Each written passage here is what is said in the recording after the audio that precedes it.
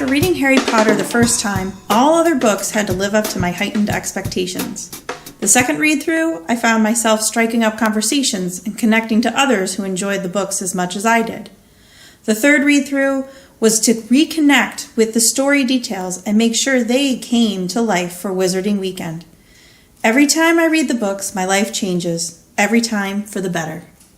This is Potter Watch, a podcast where we keep the magic alive and stay one step ahead of you-know-who. Well, life sure is sweeter in Ithaca, New York, with the second annual Wizarding Weekend in the rearview mirror. Join me in episode 10 in welcoming back Darlynne Overbaugh, creative director and organizer of Wizarding Weekend. We'll hear from Darlynne just days after the Harry Potter-inspired community festival that once again attracted thousands to downtown Ithaca. Potter Watch was there on Saturday, and I'll share some of my favorite moments as well. We get into some serious Harry Potter trivia that I couldn't stop spinning off, and Darlynne makes an offer you won't be able to refuse. So buckle up and grab hold of that Ford Anglia as we coast inside the Pensieve. All right, I'd like to welcome Darlynne Overbaugh back for part 2 of our special Wizarding Weekend series here. You ready to go inside the Pensieve, Darlynne? I would love to go inside the Pensieve. All right, here we go again.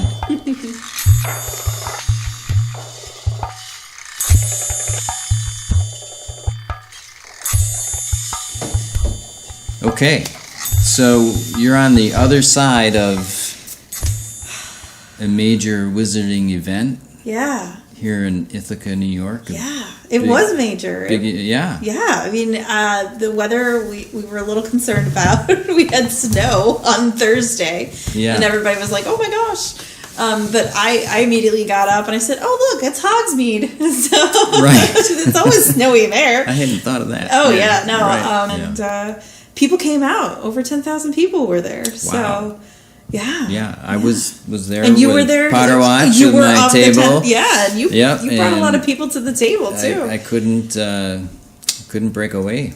Yeah, we got to test out some of the effects that we created for this. So they were kind of top secret. We myself and my husband and St. John Design Group, we all sat down and said, okay, if we had to pick 10 things, 10 things that we absolutely positively want to have. Yeah.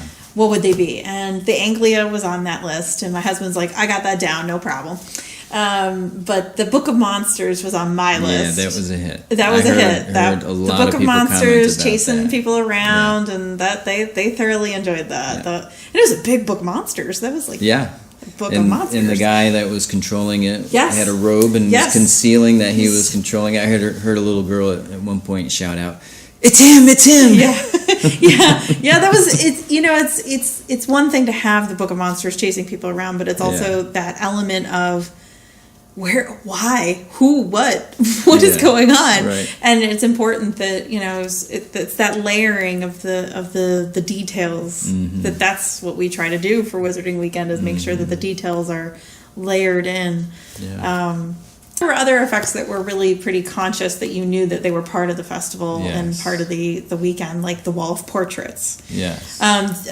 You might have been able to see that from where. Did. Yeah. So you knew that there was the main person, and then there were 4 screens. Right. What you may not know is that those 4 screens were of the Founders 4.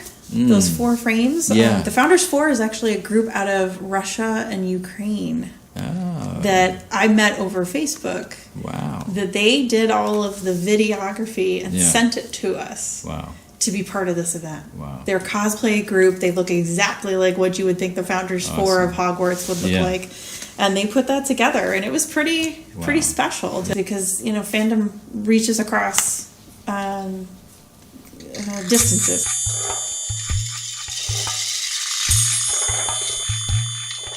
Talking about layers, some people are plants, some people are like these guys are helping out from a distance, and other people just show up that aren't expected that help out. And I think we really exposed a lot of people to Wizard Rock this time. Yeah, I had a blast talking about Wizard Rock at the Potter Watch table. Yeah. A big sign up, I only listen to Wizard Rock. And had my Draco and the Malfoys t-shirt and told people about Brian and Brad playing at 5 o'clock. And A lot of people weren't aware that were excited to hear about it. Yeah. Because I think you had said to me that people were asking you if you were going to be there on Sunday. Yeah. Yeah? Yeah, we had fun doing the trivia. I had a trivia question of the hour, and if you guessed, these were extra tough trivia questions, and if you got it right, I didn't tell you this. Oh. You got to be Hermione Granger for an hour. So if a group came up and one of them guessed it, then I would tell the rest of them that you have to call him or her Hermione now for an hour. Yeah. It's those little rewards, that make it a lot of fun. Yeah. I had one gentleman who kept coming up about every hour to find out what the tough trivia question of the hour was. And in between that, if people were stumped on that question, we did a lot of other trivia. I had a whole bank of questions, and I had my 4 owl questions of increasing difficulty. Yes. Borrowed that from the other trivia group. Oh yes, So that was actually the trivia of escalating difficulty. Yeah, there you go. That was a group of students.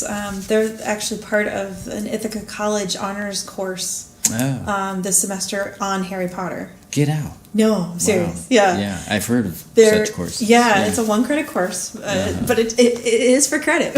Awesome. And these students, they've been reading the literature and discussing it, and also comparing it to other kinds of literature, and they've been talking about the social aspects and the themes that mirror both the Muggle world and the magical world, and just discussing that. And I think it was, I want to say late September that I went into the classroom and listened to their ideas, and they had some really solid ideas. So they were at that booth, but they were also doing Dragon Tales, which they were reading Harry Potter all day. Yeah. You could hear it spoken aloud all day. Yeah. And they were taking books. That same group. Did the read aloud. Yeah. They did the read aloud, and they were accepting books for donation for the Family Reading Partnership. Yeah. So who was the headmaster at the time that the Chamber of Secrets was open for the first time? Speaking of the trivia. Oh my gosh. What? I didn't know I was going to be grilled. Oh, man. Who was headmaster? That's a tough one. Oh. Well, it wasn't Dumbledore because... No. What was he teaching? What was Dumbledore teaching at the time? See, this is what I did at the Potter Watch table. It seemed like you weren't going to get the tougher one. Now people are going to think I'm lame and I'm not a true fan. This is so sad and embarrassing. Wah, wah, wah. I don't know. What is the answer to said question? Oh, wait, no. We should make that like a prize. Yes. Okay. So if you can answer that, I will be happy to put together a little care package for one of your listeners. Get out. Yeah, I'll answer that question correctly, and if you get the first.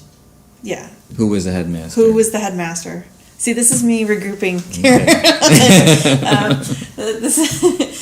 Who was the headmaster when when the Chamber of Secrets was first opened? Okay. I'll put together a care package, and I will send it to one of your listeners. Okay. Yeah, that'd be great. Yeah. Yeah, that'd be good. I had, speaking of IC students in trivia, I had the most difficult. I had to stop asking this question because it was Nobody so hard. Answer? Yeah, and I wanted to get through other questions. Well, sure. It was more fun for me to have different questions. And a young woman walked up, and I think she answered the tough trivia question of the hour at that time. And then I said, "Well, do you want like the impossible question?" And she confidently said, "Sure." And I asked her the impossible question, and she got it just like that. What? Yes. Wow. Her first name is Chandler. Oh. She wrote her name. I had to have her write her name down. Because when I was going to Comic-Cons, I had somebody very similar, and I have a wands collection. They're replica wands, and I quiz people on whose belongs to who, and I remember there was somebody who got them all. Yeah, got them all, and I was like, okay, not only do you get a high five, you get a free T-shirt. Yeah. I gave high fives, free T-shirt. Yeah, I gave her a Potter Watch T-shirt. Yeah, that's so. There you go. That's there is a reason. She knew what place the Chudley Cannons were in at the time Harry visited the Burrow and saw the poster in Ron's room. Holy what cats. Place in the league they were in. Holy cats. That's an in-depth. Yeah, that's pretty obscure. Like, that's a serious... She did admit she had been reading the book at There's the time. that. Yeah. There's that. But still, to remember what place they were in. Yeah. Well, I mean, it's yeah. Yeah. But it is more and fun. She didn't hesitate. She just knew. On Thursday afternoon, I had somebody come to my store finished with the Horcrux out. Wow. They had picked up their copy of the Daily Nonprofit. Wow.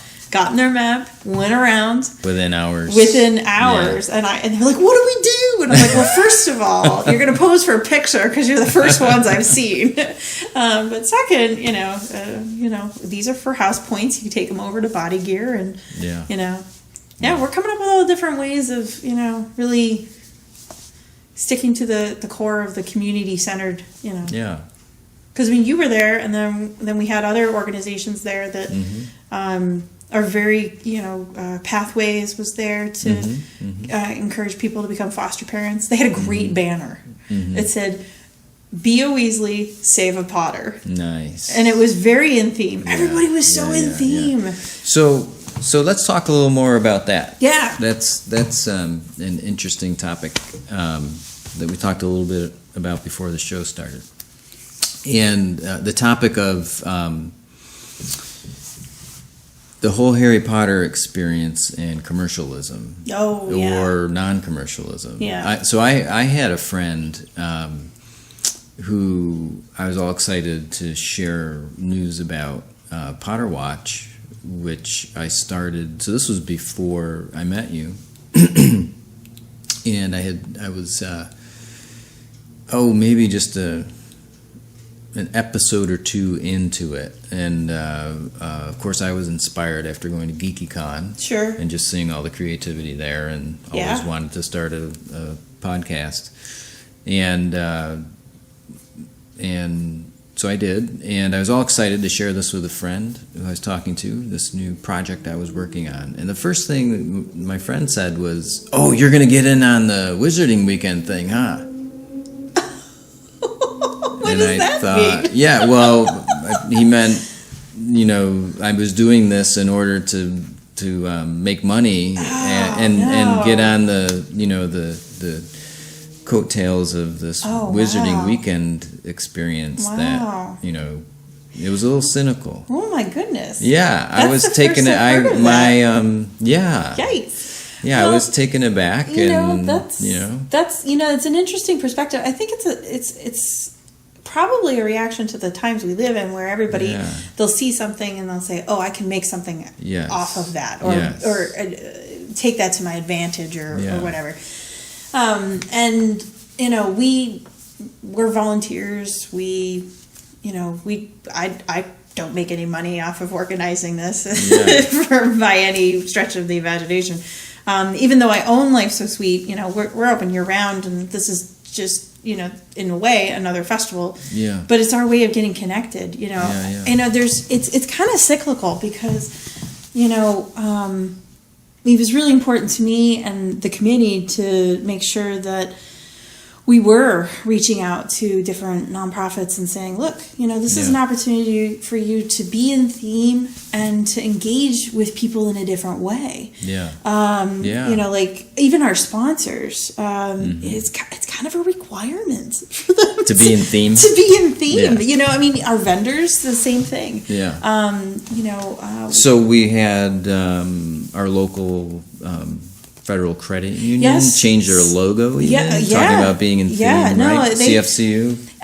But I think that ties into the passion of the fandom. Yeah. It happened that the graphic designer who was at CFCU Community Credit Union was a fan. And she said, "Oh, I know exactly what I want to do." And she got excited about it. It was the F, right? They had the jagged. I think that the jagged, font.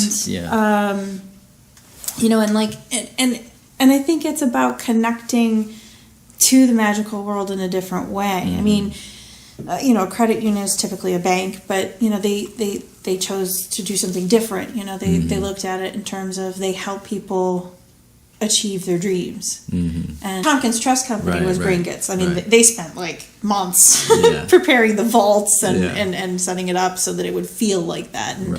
And, and they were very serious about it too. Like if you talked to any of those people that day, like some people got interviewed. I heard it later on. They were goblins. They were like, no, we don't deal with Muggle money.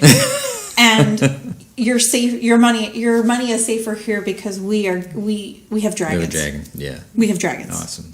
I was just like, forget. It was nice. It's a departure, and it's in some ways, it goes back to that thing that we can all be connected in a different way when you look at a fandom and think of it in terms of, okay, let's make things better for someone. Yeah.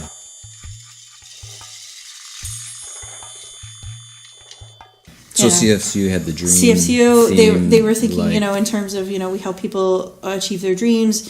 What are your happy moments? Your happy moments create Patronus. So they helped people find their Patronuses. Oh, right. Yeah. Help you find your Patronus. So, and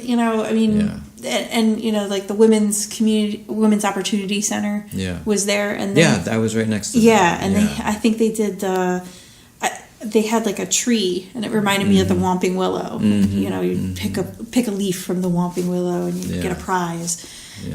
And Heels for Combat Boots, which is a veterans support agency, group. They're women that dress up like the in the pinup style, I suppose. Oh, okay. And they were there doing the free Dobby activity for kids. You would have to toss a sock into the laundry basket, and you got candy. It's fun. And it was an opportunity for them to demonstrate that our veterans fight for our freedom, or have fought for our freedom. And Dobby had to earn his freedom in a very different way. Right. And it's that juxtaposition. And I think that's a different way, maybe, to take my friend's comment. Like. Oh, you're going to get in on that visiting weekend. Right. Well, this is a fascinating twist on that. Right. In terms of the getting in on the goodwill. I guess the goodness. Well, and it's and have that. Have these local not-for-profits be able to get in on that. Well, that it's good to do good. I think.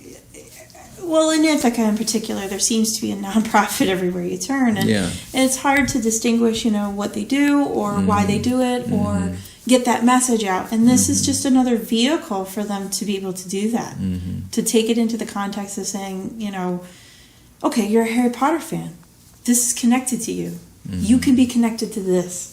And you can do good. You don't have to be a fictional character. Yeah. You can be a real person and do some good in the world. Yeah. And it doesn't need to be 7 years of fighting Voldemort. It doesn't need to be that. It can be, in all honesty, our daily lives, there's challenges every day. So, if you're, just helping people along the way, then that's just as effective. It just may not seem as magnanimous. That's an interesting, it's an interesting thing, that how do you build a community? Right. You need fun. That's something that came to me after this year. Yes. Was how much fun it was, and that the whole city was willing to just have fun. Yeah. With a our mayor is a big Harry Potter fan. Ravenclaw. That's big. My house. Yeah, he's big Ravenclaw. It's the working with the different organizations in the city.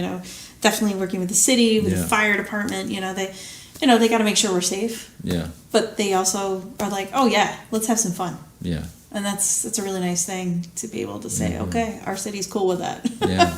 And actually, I had a vendor who came all the way up from North Carolina. Wow. She does green screen photography. Her business name is Indulge Images. Huh. and she hadn't ever been to Ithaca. I had convinced her to come from, and she said, okay, yeah, I'll give it a try. And she came, and she said, I can see why you do this here. She said, it feels like, like a Hogsmeade or a Diagon Alley because of the unusual architecture. You know what I mean? Because you have those really old 1800 buildings, early 1900, and then you've got like the 70s, all just kind of smooshed together, and that she's like, no, I get it, I can see it. The Commons. Yeah. And it really does, now that you say that, remind me of Harry in Prisoner of Azkaban when he's staying at Leaky Cauldron. Yeah, and he has that time when he's just like blissfully chilling out and going to the shops and being around town and being independent. And, but all those little niche markets, Mockingbird Papery and the different crafting stores like Handwork or American Crafts, and then the So Green. I mean, So Green, they're a whole nonprofit that makes sure that tons of fabric and materials don't end up in the landfills. Like, that's what they do. You know, I mean, they had a whole they made a little template of how to make a robe. Oh, nice. Yeah, they had these little templates, and I was like, oh, this is so cute, and it's engaging, and I think that's the difference.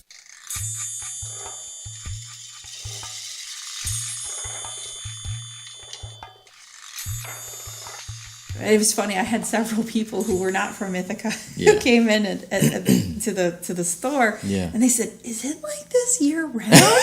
And I was like, "Oh, sweetie, no, no. This is the only day that my store ever has a line, Right. And I said, "I sell Harry Potter themed items year round." Yes, I said, "But this is special, Right.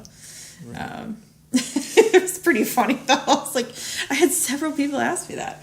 I had friends from Pittsburgh come up, and they were like, "This is awesome," and I had some friends come in from Albany as well. So yeah, it was awesome. Yeah. So when Harry was hanging out at that time, in Diagon Alley, he wanted to buy a game that he felt he couldn't afford, but he had his heart set on it. It was a marble-like game. What was it? What was the name of the game? Oh, I know that game. They made it. They made that game, and you can buy it, and I have it. I've heard that. You have it? I've heard that. So that it's been made. I'm an avid yard sailor, and I found one, and I was like, oh my gosh. Okay, it'll come to you. I can see it, and it's little stones, and now Wizarding Weekend. If you got stuck, I would ask you if you want to do the 4 owl questions of increasing difficulty. Oh my gosh! While your brain's conjuring up the answer to the tougher. I'm not going to be able to remember that. I know it exists, and I know. Do you know your owls? Okay, go for it.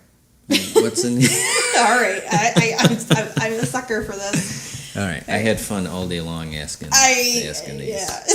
It's nice there were 10,000 people there because there were a lot of people that would get excited every time I brought it up, so I wasn't being redundant because I had a blast. Okay. All right. Here we go. What's the name of Harry Potter's owl? Hedwig.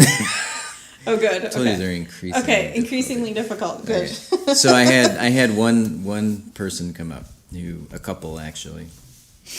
And they really wanted to do the trivia, but they said they were novices, and after they didn't get the really tough one, so I asked them what the name of Harry Potter's owl was, and they couldn't get that. And then the woman revealed she had actually not read the books. Oh, well, okay. Well, there were people doing the Horcrux hunt, and they didn't know what they were hunting for. Yeah. They didn't know what the Horcruxes were, and I'm like, gosh, there's only so much I can do. Right. But I want to find them. Because I actually had Horcruxes that, I made a Tom Riddle's diary, and I made, But anyway. Yeah. All right, so Hedwig, got it. But a number of people, while we're on this, my favorite comment was, and several people made this comment, I need to go reread the books. Ah, lovely. I was like, my job. We are fostering people to read books. Exactly. That's excellent. Yeah. Okay. So, what was the name of the Weasley family owl? Oh, Errol. Yeah, nice. Okay. Okay. Now, this is one of my favorite questions because there's some sub-questions that go with it. Oh, no. Okay. Did you know that Ron had an owl? Yeah. Okay, do you know who gave Ron the owl? Oh, was it... I want to say like Charlie. Yeah, so it was not a Weasley family member. That's the most common response. Oh. Yeah, you're going to be surprised. Who gave Ron the owl? Well, I remember that it was because Scabbers was gone. Well, Pettigrew was gone. And he was like, okay, I get an owl. Yay. It wasn't a family member. Sirius Black. Oh, right. Yeah. Oh. That's a good one. That is a good one. So what's the name of Ron's owl that Sirius... Oh, man. Sirius gave him. This, you ought to get this. Okay. Pigwidgeon. Nice. All right. I was like, wait. Yeah. They called him Pig. Yeah. You get it. Yeah. Okay. What is the name of Percy Weasley's owl? Oh, stop. Really? I have some good clues for this one. Okay. Uptight? No, I'm just kidding. Sorry. No, I'm going to need a clue. Okay. How are you with your Greek gods? Oh, pretty good. Let's see. I'm just going to go through them. There's one of them that has the same job as all the owls. There's a Greek god. Right? The messenger. Mercury. Well, that's... Close. That's the Roman version. That's the Roman version. Yeah, you got it. Shoot. Now I got to remember. I have one more clue, but we'll give it away. Kind of the first letter? That's what I was going to give you. Same as Hedwig. Oh, Hermes. Yeah, Hermes. Okay, there we go. Yeah. Sorry, no, I wouldn't have gotten there. Yay clues. Yay clues. And I believe those are the only owls mentioned by name in the book. By name. I think so. Well, that's good. That's actually really good. Yeah. So I had a guy who came up to my table all day long. I was there from 10 till 5.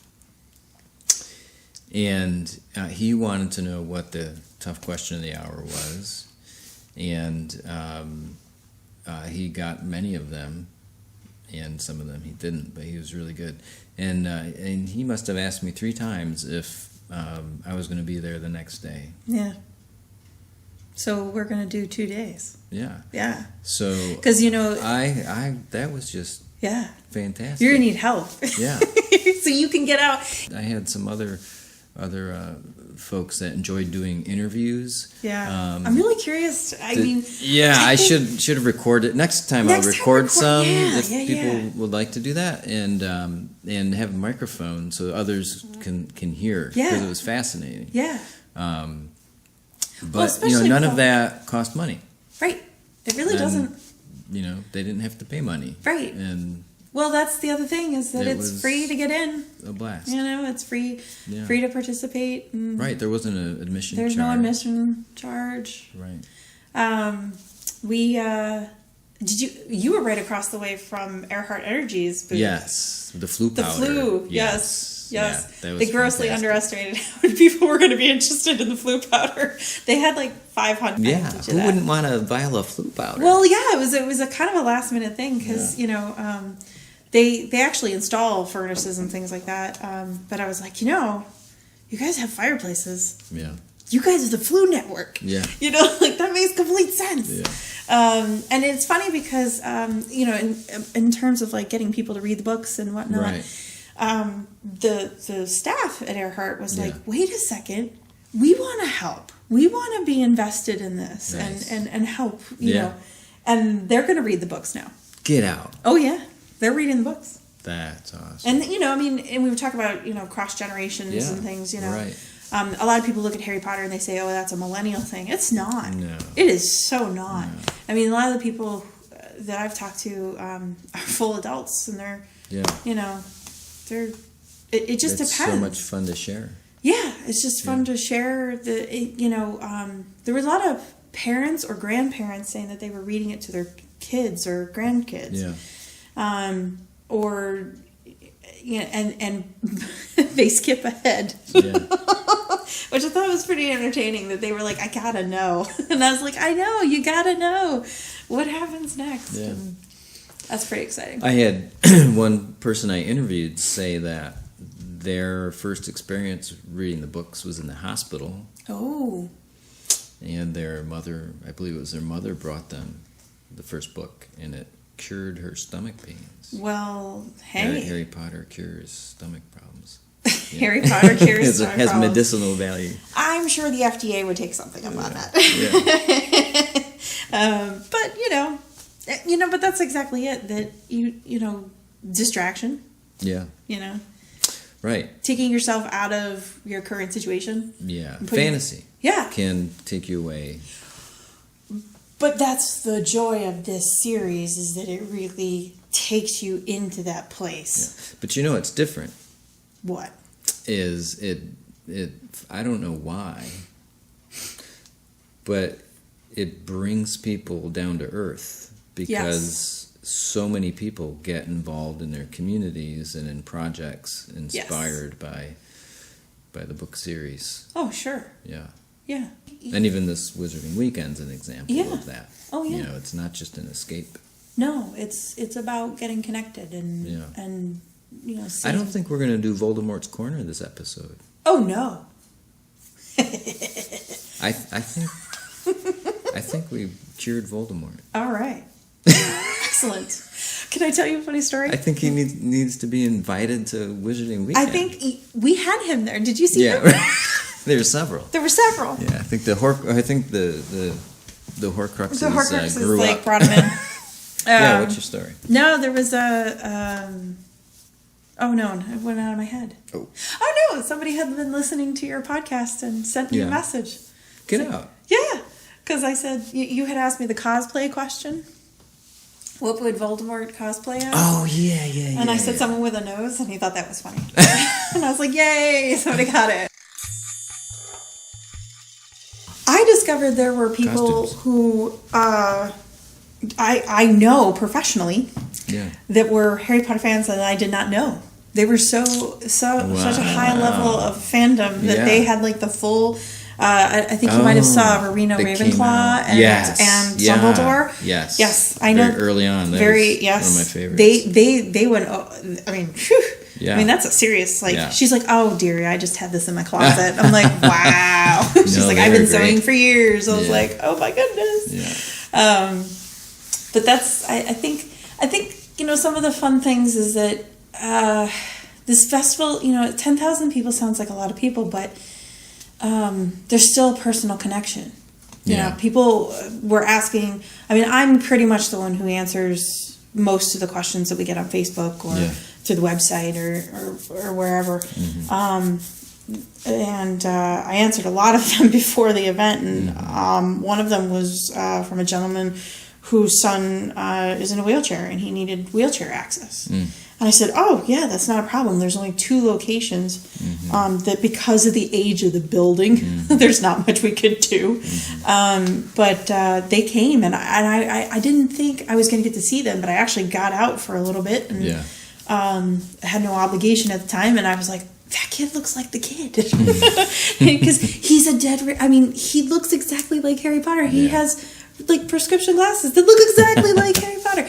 And his dad was there, and they were dressed as Hagrid. He had told me he was going to dress as Hagrid, and I said, "Oh, I bet this is them." And it was, and I got to connect with him. Hagrid would be a cool dad. Hagrid would be a cool dad. Yeah. Yeah. I think that's very much part of, I think Hagrid's connection to Harry is. I was just going to say that. Do you think he was a dad for Harry? I think if. Well, I said that tongue in cheek to some extent. But a fatherly uncle, perhaps. Okay, so what creature did Hagrid You're just grilling me. Decide to bring in for the students when he lost his confidence after Buckbeak. After the Buckbeak incident. The Buckbeak incident, right. That sounds like a great I didn't want to say wizard rock band name, the Buckbeak incident. Right. Like, I'm totally gonna. If I had any musical inclination, it'd probably be my band name. I don't remember what the boring. Is that gonna save me? Do you want a hint? Yeah, I do. Well, it's an actual creature. Yeah. In our world, and it's pretty boring in our world as well. About as boring as you can get. Perhaps unless you are dissecting them and. Oh, they were worms. And yeah, what kind of worm? Oh, the blub. Yeah, you got it. The blubber worm, flubber worm, flobber worm. Flobber, yeah, blubber, flobber. Yeah. That's some fusion of words. There's so many fusions of words. Are you gonna see? Gosh, we're like T-minus 2 weeks away from Fantastic Beasts. You know, I've been waiting for an excuse to bring up Lumos. Oh, well, because that's definitely they're an exceptional example, of course, of being down to earth with Harry Potter and doing projects in the world. And I hope to interview Georgette Moliere, the CEO of Lumos. They're very good at engaging the fandom with incentives to donate. Yeah. And that's very, because I have to admit, they had a special presentation of The Cursed Child back in September, I believe it was. Yep. And I admit, I bid on those. Yeah. And I was like, that's a pipe dream, but okay. You know, I mean, my husband and I had a conversation. I was like, okay, what's our maximum budget for this? You said, it's about keeping grounded. But I also think but the fantasy is actually driving that imaginative step to do better. Yeah. I think that's what Lumos does, and I think that's what anybody who's doing this sort of work. Yeah. You have to imagine a better world. Yeah, exactly. You're imagining a better world, and what better way to do that than through I'm doing a project with my niece called the Men's Mental Health Initiative, and the vision statement is men's mental health equals imagining a better world. Right. Yeah. I mean, because you need fun and imagination to do that. Right. You have to. You have to engage the fun side of your brain. Yeah. You do. Yeah. Yeah. That people, again, it goes back to the imagining of how can we do this better? Yeah. How can we be better? Yeah. So it sounds like you achieved that this year with Wizarding Weekend. We tried. There's all sorts of, and you were talking about Lumos. There's all different ways to get involved. Yeah. I'm hopeful that people who want to be involved will find those ways. Yeah. Because they're there, and it doesn't always entail money. Right. We were talking about the incentives and it's funny because I've never been it's funny because somebody had said to me, boy, this is a lot of work. I said, but are you having fun? Yeah. And they said, yeah. And I said, well, because my joy is derived from your joy. Yeah. In truth. I mean, that's it. That's all I really... Yeah. That's it. That's all I need. There's a lot of joy to be had. Yeah. So, excuse me. So I have to give a shout out to Sophie and Henry, who were my most avid trivia question participants. They came back every hour, didn't they? They came and they stayed for quite a while, and then came back again and stayed. Thanks to their mom, Jackie, who supported them coming to the festival and answering all those questions and hanging out. That's fantastic. It's great to keep that going. Yeah. To have events like this to. get younger readers inspired and excited, and as well as older readers. But well, which I had plenty of older readers too. So but that's going to read more. That's why we were so keen on having the Tompkins County Public Library be the Hogwarts Library. Yeah. They had classes going, and they had the banners up, and they had a restricted section. Get out. Yeah, they made this like a adorable restricted section. Nice. But yeah, I mean. Okay, so yeah. What is the legitimate way to get into the restricted section at Hogwarts of the library? A note from your headmaster? I'll give you that. That's a note from a teacher. Oh, okay. Yeah. But what book in the restricted section? Oh, jeez, man. Oh did Ron, Harry, and Hermione find the polyjuice recipe? Oh man. Okay, all right, hold on. I haven't done trivia on an episode in a while. Holy cats. Okay, so I'm like the first victim in a while. Yeah, is it the I'm still excited from Wizarding Weekend. You know what's really funny though? Before I answer that. It's really funny because when I go to Comic-Cons and when I go to promote, I do trivia. And my trivia is completely different than your trivia. Yeah. But I'm always like really excited about it. And I ask people and they look at me like, are you for real? And I'm like, you should know this. And I'm like, wait, no, I just know it. Never mind. Right, yeah. I went digging in the book and I went digging and, I had the same experience. Okay, so now I'm going to be a whole lot nicer to those people. Yeah. The Polyjuice Potion was in...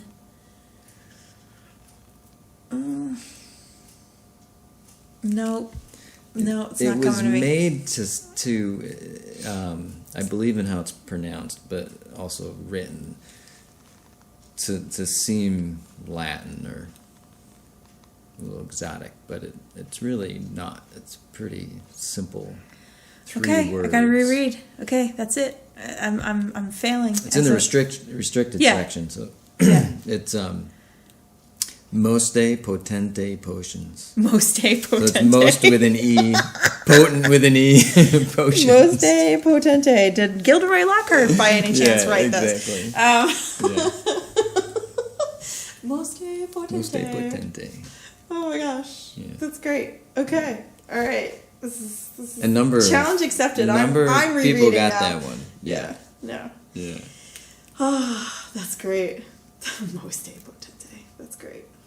Yeah, thank you for having me. I really appreciate this, and I'm really glad that you were able to come and be part of the event and had a good time. It was a blast. And I'm looking forward to 2017. Although I have to take a little bit of a break because I think my head might explode. Yeah. Just in case people didn't catch the time frame. Yes, it's October 27th. 28th, 29th. Yeah. So the 27th is like our Friday kickoff day with the official festival days will be that Saturday and Sunday. I got to get my wand out and I have a wand holster. I bought a wand. Did you? I bought a wand and a wand holster. Nice. Yes. Yeah. Yeah, I bought one for my daughter too. Yeah. She was very excited about that. When do you get to do that? Yeah, you don't. I got to bring mine to Life's So Sweet, and I could use it when I pick out the truffles. I don't know about that one. One of those. Yeah, no. And don't forget to tell me who wins the trivia. Yes, I will. That question that I was I'll see. You have to email me. Yep. The answer. Yep, you have to email, and if there's multiple people who get it correct, they will be drawn randomly. Yep. And if I don't get an answer, readily, then I think I should win. Don't cheat. Oh, you should win. Heaven is a street in London called Diagon Alley. Heaven is a street in London where you kiss me. Heaven is a street in London called Diagon Alley. Heaven is a street in London where you kiss me. The ministry won't like it.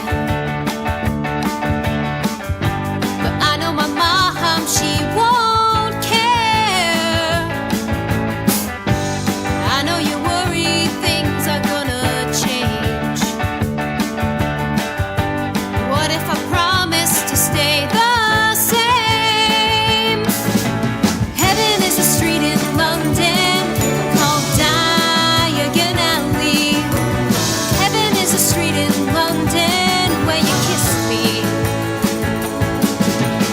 Heaven is a street in London called Diagon Alley. Heaven is a street in London where you kissed me. Don't worry about what people say, or what we're gonna have to do. When it's over, we can run away and start our life brand new. Heaven is a street in London called Diagon Alley. Heaven is a street in London where you kissed me.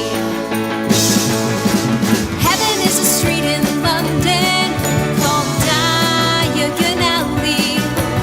Heaven is a street in London where you kissed me. Heaven is a street in London called Diagon Alley. Heaven is a street in London where you kissed me. Heaven is a street in London called Diagon Alley. Heaven is a street in London where you kissed me.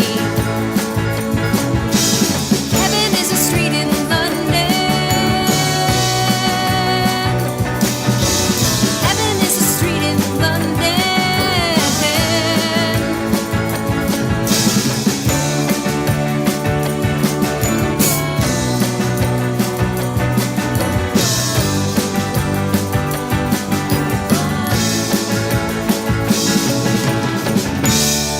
That was Tonks and the Oars with Diagon Alley off their album A Familiar Beat.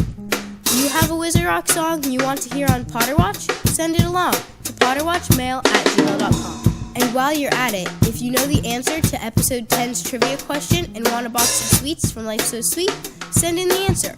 Potter Watch is a podcast made for fans by fans and produced in Ithaca, New York by Tony Catraccia.